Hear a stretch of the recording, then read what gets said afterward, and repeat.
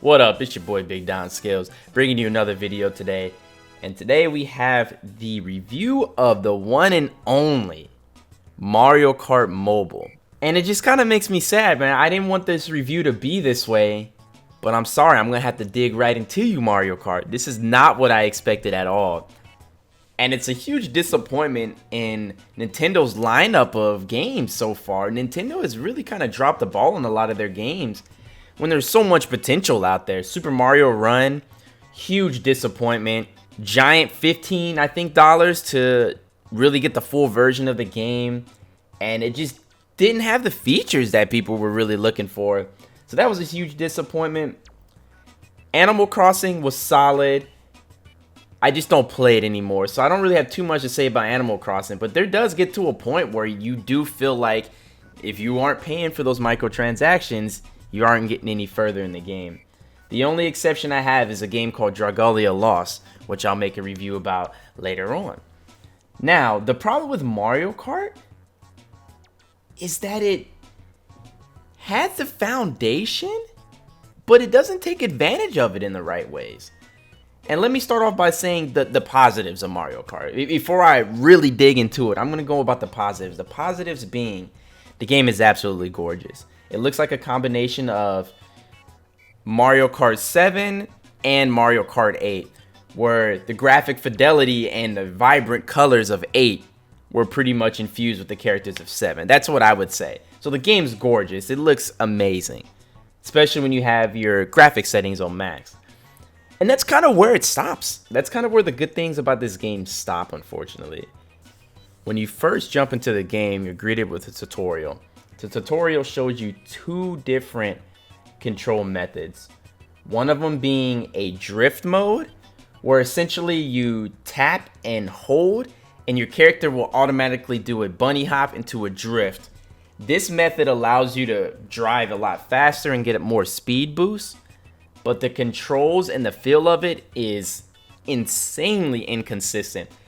And you can't even turn regularly. The only thing you can do is drift. So if you're tapping left or tapping right, you'll always slide around. You'll try and power boost. So it makes even trying to get to the center of the courses or trying to find platforms to jump off of, it makes it insanely difficult to do. I tried to do it for a few races and I just couldn't do it. It was completely awful. Now, I've swapped over more towards this traditional method where you're swiping left, swiping right, and that determines, obviously, the direction you go. And if you hit corners a certain way and you veer towards those corners, you'll initiate a power boost. I just find it much easier and a lot less stressful. The problem with even this control setting is that it's insanely inconsistent, like ridiculously inconsistent. Where sometimes it feels overly sensitive, other times it feels like it's not responding to you, and it just creates chaos when you're trying to do the simplest things in the game. A good example is when you're trying to do tricks off of a ramp. If you didn't know in previous Mario Karts, when you're jumping off a ramp, if you press the jump button at the same time, you'll do a fancy trick, and you'll get a nice speed boost whenever you land. The problem with this game is when you try and do this, even though the item usage is tethered to the center of the screen, a lot of times just by trying to hop, you'll accidentally trigger an item and then you'll, I don't know, throw a bomb forward while trying to boost, and it just creates chaos for unnecessary reasons. It's unfortunate because this is the most important part that the game has to get right, is the controls. Nintendo usually doesn't have awful controls like this, so it's really hard and really rare to see this. It hurts the game a lot. It makes it feel sometimes unplayable when you first start. In 50cc, you're obviously driving the slowest, so the game is very boring. But I've noticed whenever I jumped up to 100 and then eventually 150 is a lot faster. It makes the game a lot more challenging, and I think that's the optimal way to play this game. Play it at 150cc, where the game actually feels really fast and a lot more challenging. It's slower and it's boring at the lower CCs, in my opinion, as Mario Kart has always been. Now, here's another thing. This game really hits you with microtransactions and gacha style loot boxes. And this is really annoying because I just did my review for Call of Duty Mobile and I said I didn't really feel like it was pay to win, at least off my initial response. But this game is definitely pay to win, and it's very, very frustrating. First thing, 200cc isn't even unlockable unless you pay. You have to get this game pass, essentially the equivalent of a battle pass that Fortnite, Call of Duty Mobile, Realm Royale, every single game has these battle passes. It's the equivalent of that, and it costs more than the Nintendo Switch subscription every month. So that's been a big controversy with this game, is that you have this subscription service that gets you access to like new racers and karts and exclusive content. And it costs so much money. It's like $5 a month if I'm not mistaken. Very expensive and unnecessary for a mobile game. Not for something that's just a racer and you just want to get your favorite kart, your favorite racer, get on the track and play your friends. This transitions into another point that you can't even play with friends yet. There is no multiplayer at launch. Why? I don't want to play Mario Kart Mobile by myself. You release a mobile game on our powerful cell phones that can literally do as much as our computers. You don't even have multiplayer in Mario Kart. That's the highlight of playing Mario Kart nowadays. You want to play online, you maybe get you and your girl, you play some games online, beat a few people across the world in Japan and Italy, and have fun with it.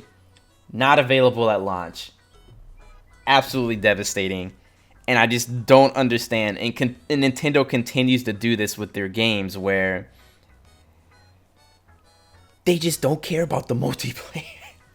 They don't care about their multiplayer. And it kills some of their games. In Smash Bros, I'm looking right at you. It absolutely murders their games that have potential and have a good foundation for online play. It's really, really bad and really sad. And I'm going to kind of piggyback back and forth to the microtransactions. Another thing about this game is whenever you go into a race, based on the level you're playing and the carts that you have, determines how many points you'll get after the race. So for example, if I'm playing on Koopa's Island, if I have Koopa himself, I will get bonus points and I will get more items per item box. So for example, normally in Mario Kart, you can get one item box and you know what you get is what you get. In Mario Kart 8 Deluxe, they added where you can do 2 boxes. That's available across every single racer. So there's no imbalance in that. In this game, they have up to 3 item boxes you can get, but it depends on the character that you're using on the map. So if I like Mario or Bowser's my favorite character, and let's say I'm playing Toad's level, and those aren't the preferred and recommended characters, I'll probably only get 1 item box from and be at an extreme disadvantage. You're at a huge disadvantage when you have less items than people. You know Mario Kart is very item heavy. So this is just garbage by design. Obviously that's encouraging you to spend gems on the loot boxes and have Toads literally shoot a character out of a green pipe. Yeah, it's bad, man. It's really in your face too. And I've even seen in other reviews that apparently in some of the later cups, if you don't have the proper character to complete those cups, you won't get the maximum amount of stars needed to continue, even if you've gotten first place in all the races. So you're essentially getting penalized for winning, even if you don't. You're getting penalized for winning if you don't even have the right character. Oh, it's a mess, dude. So the final question goes to everybody. Should you cop Mario Kart Mobile? Hell no! Give you that Kawhi Leonard laugh, man. Nah. Don't even do it, man. This is not it, Chief. Hop on it for like a day, max, just to see what I'm talking about. I do encourage with any free-to-play game, at the very least, you download it, and if it sucks, it sucks. But for this game, it's very frustrating, man. And I think people should just wait for a patch or a change that will probably never come because Nintendo doesn't fix their online services anyways. And I highly doubt those controls will change. So it's very hard to recommend this game. You have to be a pure Mario Kart fan. But that's it for this video, man. If you all enjoyed, man, you know what to do, man. Go ahead and go ahead and like that like button. Go ahead and subscribe to the channel if you haven't already. And ask me about more reviews if you're interested. I'm going to be doing Borderlands 3 here soon. I just did the Call of Duty mobile review yesterday. And as well as other content, I am experimenting with this channel. So if you're new, just throw your suggestions out there. And if I like it, I'll do it and give you a shout out. Thank you all so much. I hope you all have a good day. I will see y'all in the next video, y'all. And peace out. Doses.